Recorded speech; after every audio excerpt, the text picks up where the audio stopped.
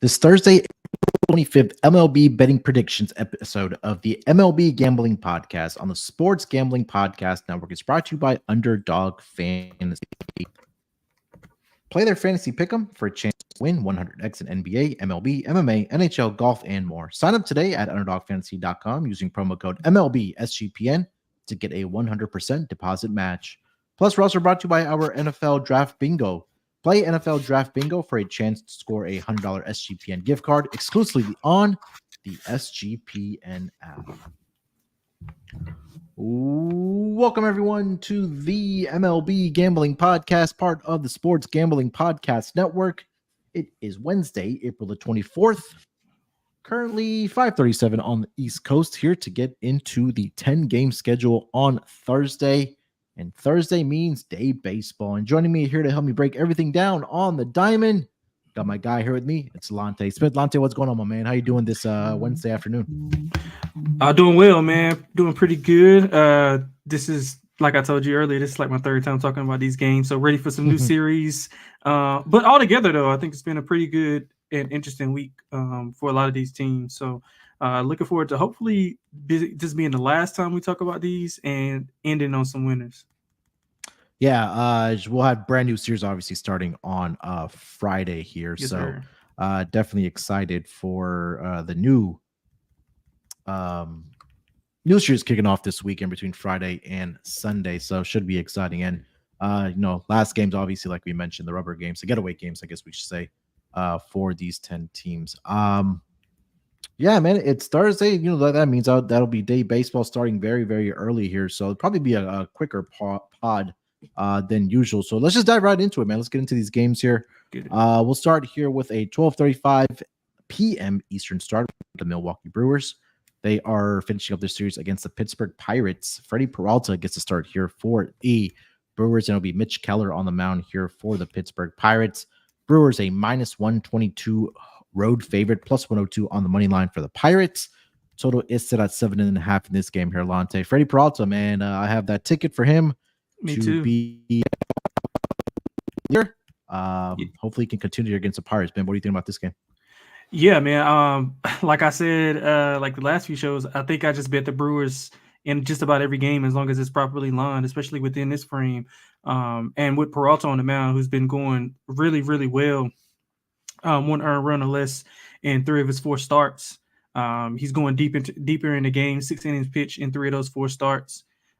He's not even allowing a lot of contact, and that's pretty big for a Pittsburgh team who's struggling to hit right now. In the last 10 games, they're batting right at 200. They lost 6 of their last 11. Peralta has been excellent on the road. Only pitched at home once, so he's battle tested as far as early on in the season goes.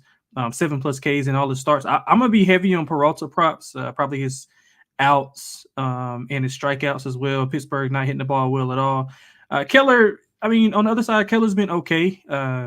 He's allowed 4 earned runs in 3 of his 5 starts, allowing a lot of contact.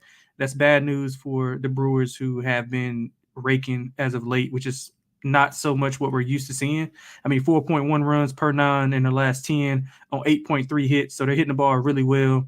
They play well on the road. And if I might just look at a run line as well, man, on the run line on the road, Milwaukee 9-5. So I like Milwaukee here. I would lean to the under, thinking that Peralta can kind of shut down the Pittsburgh offense, which has been pretty pathetic as of late anyway. So I think we could see like a 4-1, 5-2 type of game with Milwaukee winning by a landslide.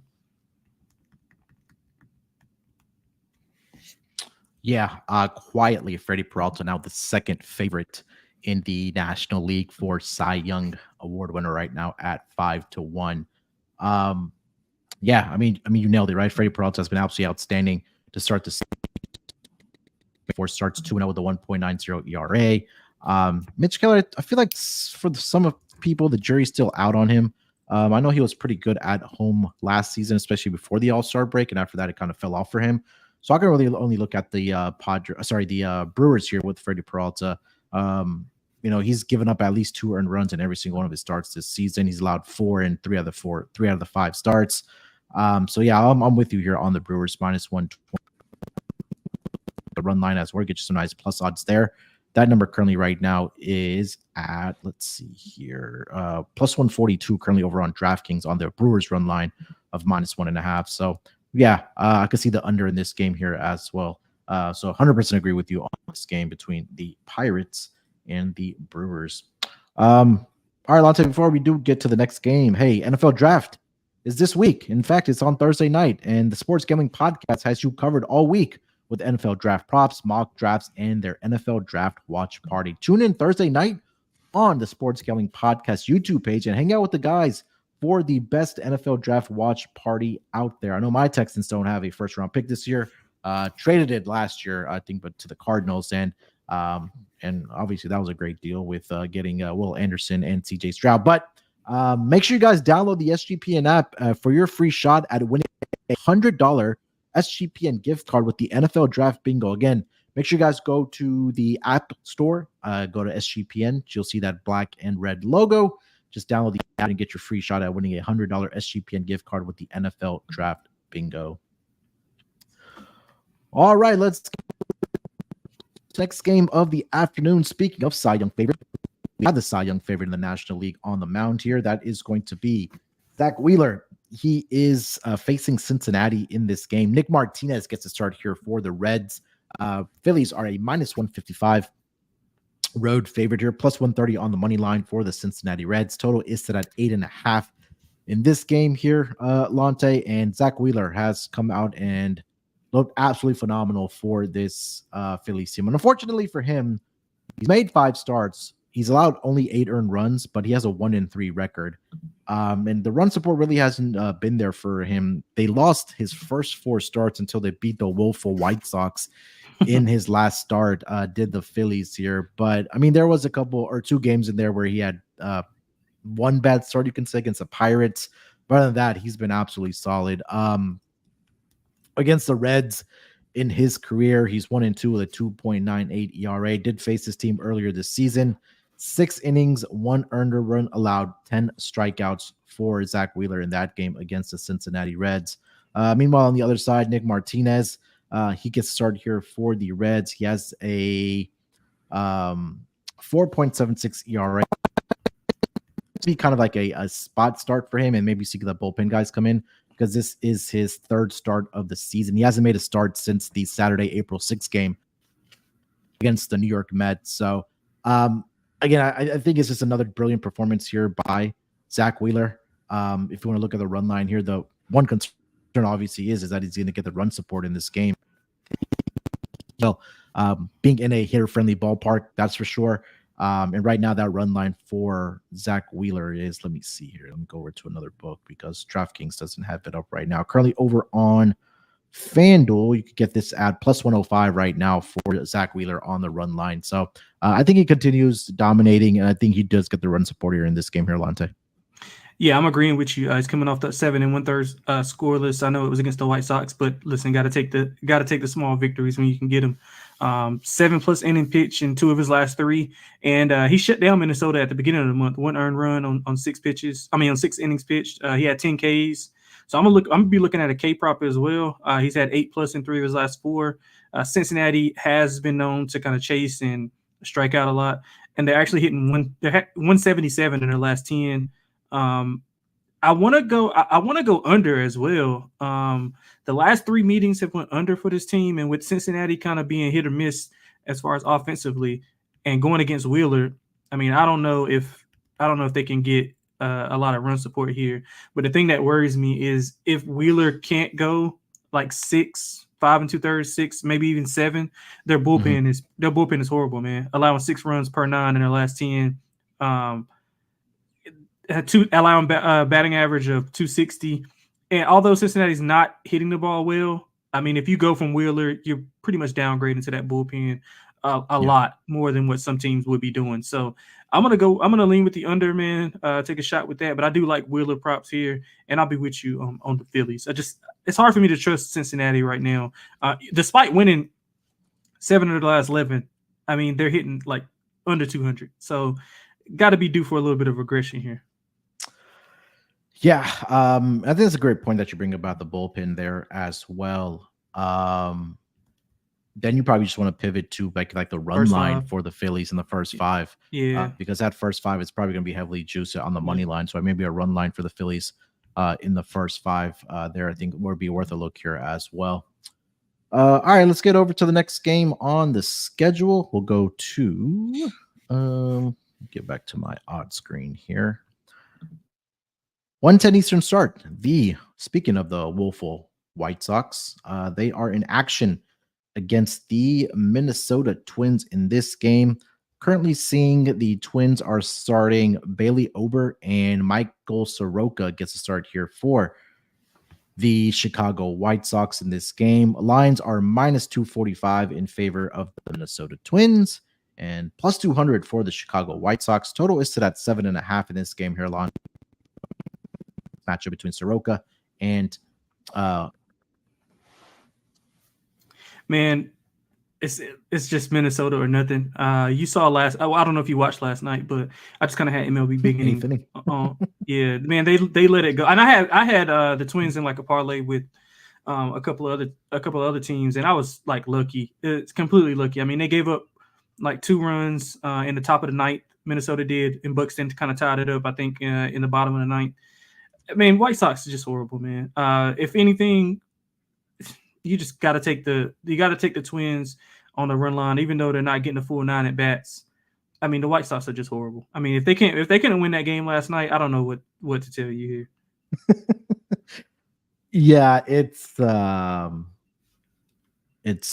think tough is the lightly way to put it if you are a Chicago White Sox fan. I don't know a lot of White Sox fan, but I mean, this team, I know Scott has mentioned as many times that they probably are on the road to losing 120 games this season. And we probably start seeing more guys start getting traded from this team for whoever is going to be left, maybe at the end of May or maybe come trade deadline. So, yeah, it's going to be the Twins here for me. I'll just take them on the run line here. I know they're at home. Mm-hmm. You don't get all 9 at bats, obviously, but I mean, this White Sox might not matter. It might not matter, especially how bad the bullpen has been as well. Yeah. So yeah, I'm on the Twins here as well with you. I'll take them on the run line here. All right, let's get over to the next game on the schedule. We'll go over to the game between the Toronto Blue Jays and the Kansas City Royals in this game. Currently seeing Jose Berrios getting the start here for the Toronto Blue Jays and Cole Ragans on the mound here for the Kansas City Royals. Currently the lines for this game, the Royals are a minus 120 home favorite. Even money on the money line for the Toronto Blue Jays here. And the total is set at 8 in this game here, Lonte. What do you think about this matchup between Jose Berrios and Cole Ragans? Yeah, man, good pitching matchup. This is one of the better. This has been one of the better series of the week, and I think that I think we're going to see a pitcher's duel here. I think we're going to see not a lot of runs. Berrios has been outstanding. I mean, he's thrown almost 20 innings without allowing a run. 6 innings pitched in every start. Toronto's playing well. I think they're 7-4 in their last 11. I've been really impressed with them, especially on the road. I mean, they had the Yankees pretty much dead in a couple of games, and they kind of allowed them back into it to lose. And then last night they drew up. I think they were up late and then allowed like 2 runs late in the game and kind of blew that game as well. Which points me back to the bullpen ERA being just about 5. But they do hit lefties really well, 250 versus lefties. And Ragans, I mean, he hasn't been good in the last outing. I mean, he didn't even make it out of the first inning. I mean, 7 earned runs versus Baltimore, 24 hits in his last 3 games. So he's not even allowing the ball to get out of the park, but people are just like mashing him because he hasn't allowed a home run in any of his starts, but he's allowed 24 hits. So if Toronto's bats can get going, especially at the top of that lineup, I think you might see Toronto win a low-scoring game here, Munaf. I'm thinking maybe 3-2, 2-1. But the KC offense has been kind of fluctuating over the past few weeks. They're hitting 200 in their last 10, 279 on-base percentage. The bullpen has been not that good overall, but in the last 10 games, they've been pretty good. But I think Ragans will go a little bit longer here and bounce back from that outing against Baltimore. So I think we see a low scoring game. I'm gonna go under, and I'm gonna lean with Toronto. Yeah, that's my favorite play. You nailed it. The under in this game, under 8 right now, currently over on DraftKings. So, yeah, this should be a great pitching duel. And I know TVDBJ also mentioning it that Cole Ragan should also bounce back in this game here as well after his start last week in that game. So, yeah, under was a favorite play for me in this game. I'd lean with the home team here as well, but I don't like it as much as the under in this game between the Royals hosting the Blue Jays in the getaway game. All right, Lonte, before we get over to the next matchup on the card here, let me tell everyone about our friends over at Underdog Fantasy. The NBA playoffs are here, and our sponsor, Underdog Fantasy, wants to make it a lot more interesting. Underdog Fantasy is the easiest place to play fantasy sports. Playing their pick'em game is as simple as selecting higher or lower on player stats like points, rebounds, assists, and so much more. Make entries of all basketball or mix and match across your other favorite sports. You can win up to 100 times your money, and it's a ton of fun. Underdog is also available in 30 plus states, including California, Texas, and even Canada now. Customers get a pick'em special in the lobby when they sign up. And Underdog will also be running a ton of different promos, bonus cash, airdrops, specials, giveaways, and more throughout the NBA playoffs. So make sure to follow at Underdog Picks on Twitter to keep an eye out. And like I mentioned, Underdog is available in states, including California, Texas, and Canada. And they just launched Champions, their player versus player format in Florida. Make sure to sign up with our promo code MLB SGPN, and Underdog will double your first deposit up to $100. Again, that's Underdog Fantasy. Make sure you use that promo code MLB SGPN. All right, let's keep it rolling here, Lonte. Next game on the schedule here. Let me get back to my odd screen. We'll go over to the 2:20 Eastern start. The Astros, they are, and I put emphasis on against the Cubs here. 2:20 Eastern start. Justin Verlander getting the start here for the Houston Astros, and Javier Assad on the mound here for the Chicago Cubs. Minus 125 in favor of the Astros with Verlander, and plus 105 on the money line for the Chicago Cubbies in this game here, Lonte. As Verlander came back in his last game, which was his first start, I should say, against the Nationals last week, was pretty decent in that game. But again, this pitching staff, it's atrocious right now, and I'm not sure how much we can blame them because they're just dealing with so many injuries. Framber Valdez, they did get some good news. He's throwing a bullpen session either tonight or tomorrow, and he may be joining the Astros back on the weekend series. So another arm coming back. They're still missing Christian Javier.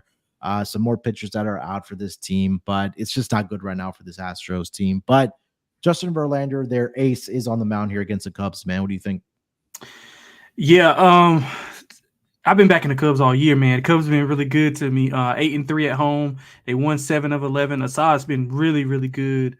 2 earned runs or less in all 4 starts. Not allowing a lot of contact. No more than 4 hits in any of those starts. He's been like electric at home. 1 earned run allowed in 10 innings pitched at home. But this might be a spot for your Astros, man. I mean, Verlander looked really good in his first start. It didn't look like they had a lot of limitations on him. But I'm curious to know, the thing that's keeping me off betting them as heavy as I want to is, are they going to like limit him? Now, they were saying that they were monitoring him, but he wasn't on a restriction. But so is that like kind of on a like inning by inning basis, or do they have a plan, or what's that look like for you? I think, in my opinion, and the things that I've read, is that he probably either has a cap around 80 to 85 pitches or 6 innings. Yeah. Okay. So because he threw 78 in his first inning, so that sounds about right. Yeah. So that's what I'm thinking. At least until he has maybe 4 to 5 starts under his belt. Yeah. Okay. Yeah, I get it. You don't want to burn him out. And then don't be surprised if they randomly put him on the 10-day IL with some type of soreness just to give him some extra days off. As the season kind of progresses, they've done that with Jordan a lot as well, trying to make sure that his hand injury doesn't resurface. But I think the time to back the Astros would be with Verlander on the mound, and you probably want to look at it in the first 5 innings because, like we mentioned, his cap is probably going to be 6 innings. And again, we know how terrible this bullpen is. I mean, they've allowed, I Yeah, think, but the that's why most I runs. asked. That's why I asked that. Yeah, so I would look at, if you want to back the Astros here, First it's five. probably the first 5 innings Yep. run line, or if the money line should be a decent price here, especially since the game is around minus 125 on DraftKings. I do see that minus 134 over on FanDuel, but yeah, I would only look at it in the first 5. Do not put your money on this team right now, full game. But first 5 for me in the Astros here. Yeah, I'm gonna go that way as well. But I thought Verlander looked really good. 50 of his 78 pitches were strikes. Only 4 hits, 2 earned. I think one of those was a home run. So yeah, not a lot of damage done for him. I just don't know, like, what's the deal with that? I mean, they're hitting 260 in the last 10 games, but they've lost 7 of 11. I mean, is it just strictly the pitching? Because I mean, it seems like, or is it kind of like, okay, they have a big game where they score a bunch of runs and then they kind of go and have 2 bad ones and then they have a good game. Is that kind of weighing their averages down? Because just metric wise, they look like a decent team, not the team that's lost 7 of 11. You know what I'm saying? 3 and 8 Yeah. on the road. So is it just a matter of them being inconsistent? Is it the bullpen? Because I mean, like, offensively, they look fine. Just, I mean, metric wise, you know. I mean, offensive, like, look, they're top 4 in most offensive categories, but I mean, we know when it comes to the MLB, it's pitching. And I mean, last night was a prime example. 5-0 for the Cubs in the first inning.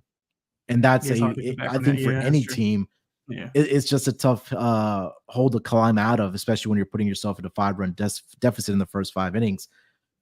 Offensively, yeah, like I mentioned, tops in most offensive categories. And if you look at it on the other side, pitching, it's a complete opposite, right? The starters have been bad. The bullpen has been bad. And a lot of it, like I mentioned, has been due to injuries, with Valdez being out, and Hunter Brown has been a shell of himself. He hasn't been very good.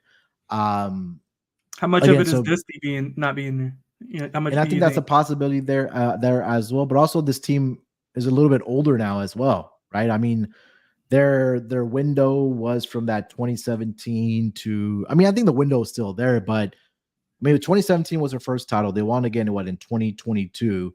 So that's like 5, 6, 7 years where a lot of these players that were the core guys on that team are that much older now. And some of these younger guys haven't just panned out yet for this Astros team. So one thing is going to have to be developing young talent in the farm system, or they're maybe going to have to go out and trade one of their star guys to get some young talent and maybe turn this roster around, because the young guys right now, the Jeremy Pena's of the world after his rookie season, just has not been very good yet. But we know that, Altuve, Yordan Alvarez, those guys are still going to be great. But at the same time, a great team, like, I think Baltimore is a great example because they're set up for the next decade at minimum.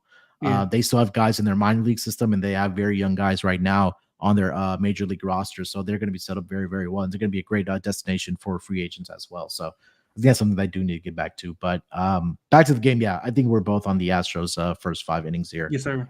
With Verlander. All right, next game on the schedule, we'll go to a 2:35 Eastern start. That's going to be the Texas Rangers. They are hosting the Seattle Mariners in this game. I am currently seeing that it will be Luis Castillo getting the start here for the Mariners, and Andrew Heaney on the mound here for the Texas Rangers here. Lines for this game: Mariners are a minus 125 road favorite here, plus 105 on the money line for the Texas Rangers here. Lonte, what do you think about this matchup between the Mariners and the Rangers?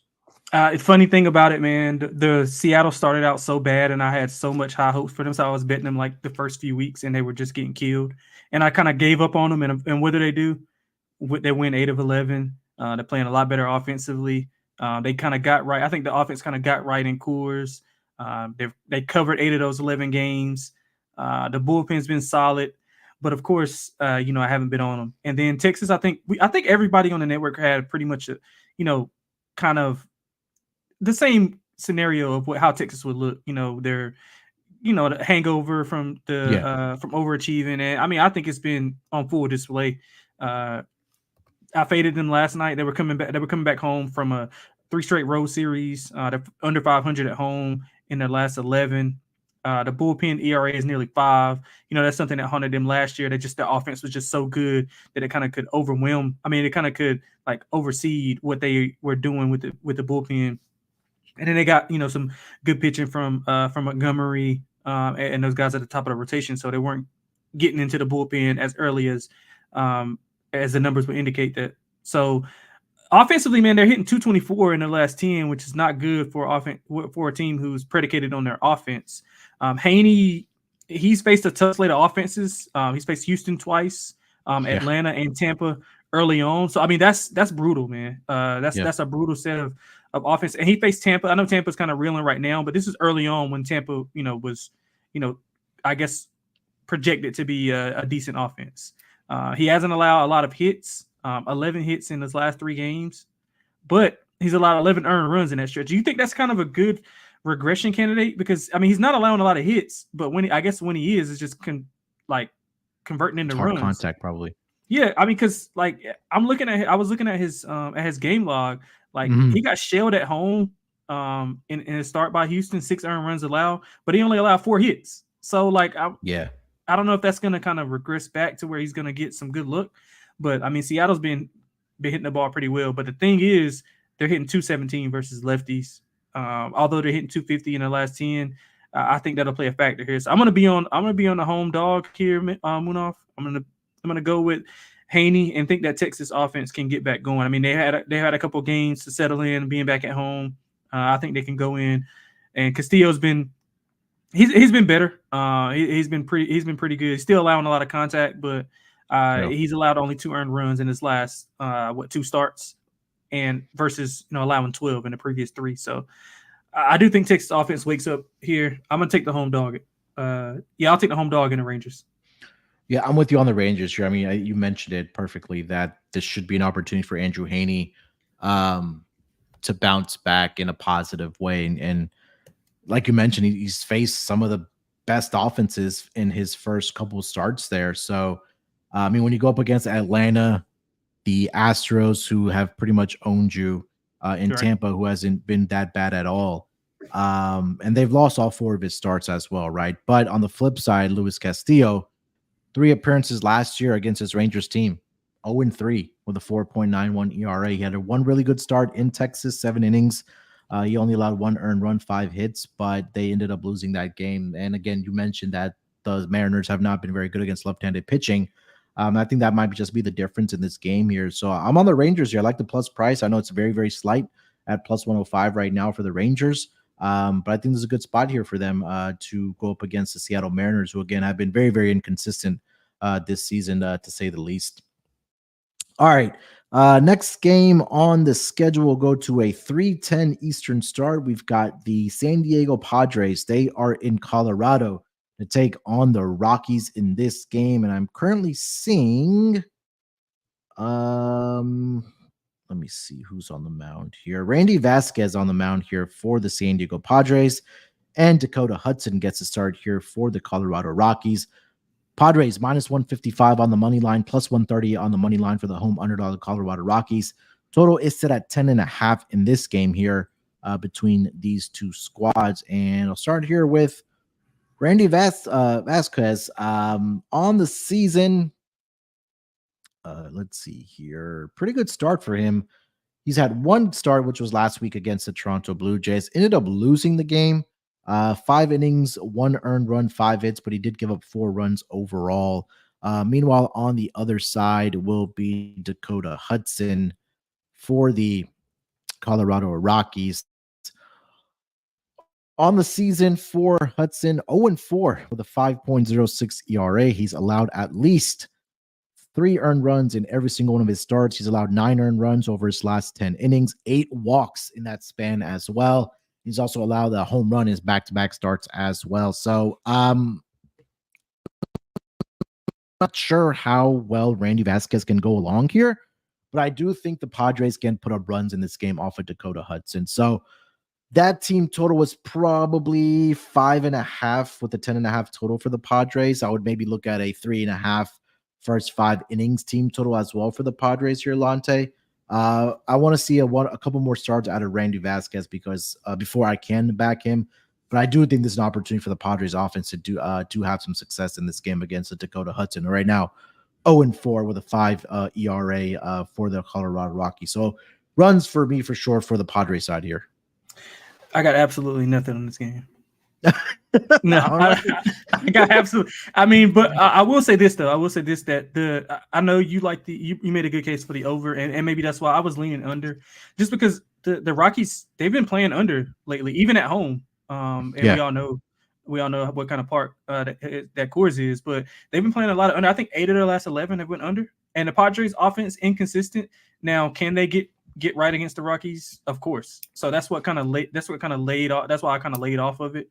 But yeah, outside of that, like leaning under, I got nothing for you, man. All right. I mean, we don't have to have something for every single game. That's all right. But what we do have is, I know NFL's still away, but look, the NFL draft is happening this weekend. And when we're talking about the NFL draft, we start seeing windows and things pop up, and that gets you excited for the greatest sports handicapping contest in the world, in my opinion. Many may probably agree, over at the Circa Survivor and the Circle Millions and Football Contest Proxy. If you're thinking of entering those two contests, but you don't live in Nevada, it's not a problem. It's very easy to hire a proxy. I've actually used Football Contest Proxy personally before they actually came on as a sponsor of our show, and they're great. Matt and Tony, they do absolutely a fantastic job of being a proxy for you, entering those picks. So all you gotta do is hire them as your proxy if you live outside of Nevada, because you do need a proxy to enter your picks for you. Unless you're rich like Lonte and you want to fly into Vegas every weekend and put in your picks there for the millions and the Survivor contest. But sign up in Las Vegas. Make a trip out during the summertime. I know it gets really hot, but you can find some good deals. But they can submit your picks for you as your proxy during the football season when it does start. So we've partnered up. They're the gold standard of proxies over at the footballcontestproxy.com. Plus, if you use promo code SGP at checkout, you'll save $50 off of the proxy fees. And all you got to do is go to footballcontestproxy.com. That's footballcontestproxy.com. Make sure you use that promo code SGP to get $50 off of their proxy services. All right, Lonte, we only got 2 more games here, man. Let's get over to the next game on the schedule. We'll go to the LA Dodgers. They are in the nation's capital to take on the Nationals in this game.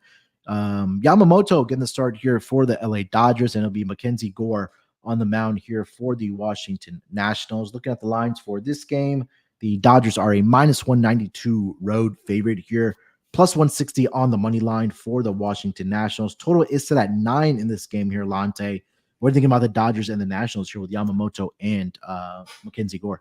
Yeah, I love the over in this game. I was going to go with Dodgers team total over. Well, I probably will be on that too, but just for official cases, I'll be on the over here. Mackenzie Gore, he goes along, like he'll play. I mean, he'll throw like 2 really good innings. Like he had a 1-2-3 first inning, I think his last start, and he comes back and he allows like 3 in the second inning. Then he calms down and he'll maybe have like another 1-2-3 inning, and then he'll just allow more contact. Not going to be able to get away with that against this offense. Who plays better on the road, ironically.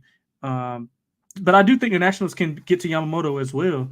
And we saw, I think the Dodgers are probably the biggest. To me, Dodgers are the biggest surprise. They're just not what I envisioned them being. Now, of course, I didn't want them to be, inconsistent.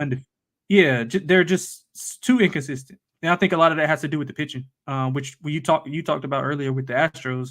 I think they just don't have the consistent pitching at the top. Yamamoto, he's just learning. I don't think he's been bad, but he hasn't been that good. I think they probably benefit more from Shohei being, the pitcher rather than him being the hitter, because they didn't have enough offense. I just think they need a couple more. And Glasnow's been great. Don't get me wrong, but it's going to take more than one guy. But I do think their offense can get to Gore. I think the Nationals can have their way. Offensively, they haven't been bad. They've been feisty. They were in the game last night, if I'm not mistaken.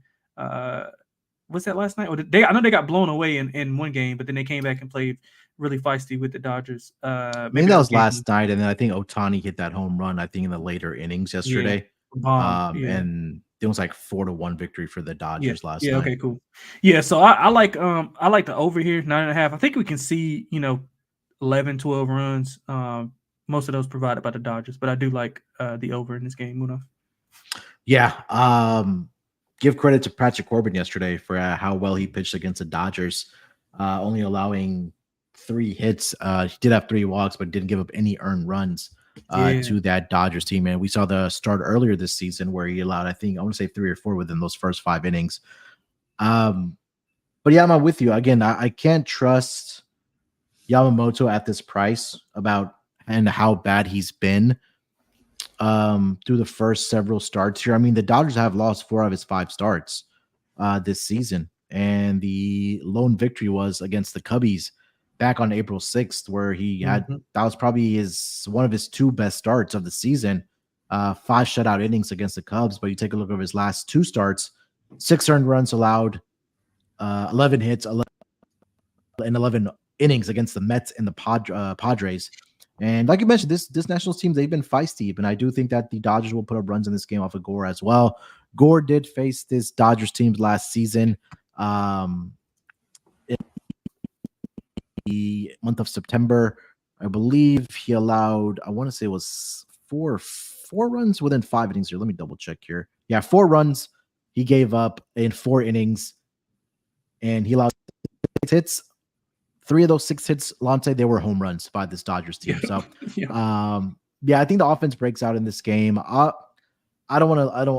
think the team total is probably where I would go for the Dodgers, and I agree with you, the over 9. I think that the Nash contribute here as well in this game against the Dodgers as well. All right, last game on the schedule here. We'll go with a 7:05 Eastern start. The Oakland A's, they are in Yankee Stadium to take on the Yankees. Alex Wood getting the start here for the Oakland A's, and it'll be Nestor Cortez for the New York Yankees. Yankees are a minus 250 home favorite, plus 205 on the money line for the Oakland A's. 8.5 is the total in this game here. Let me see. Okay, cool. Yeah, I had to make sure.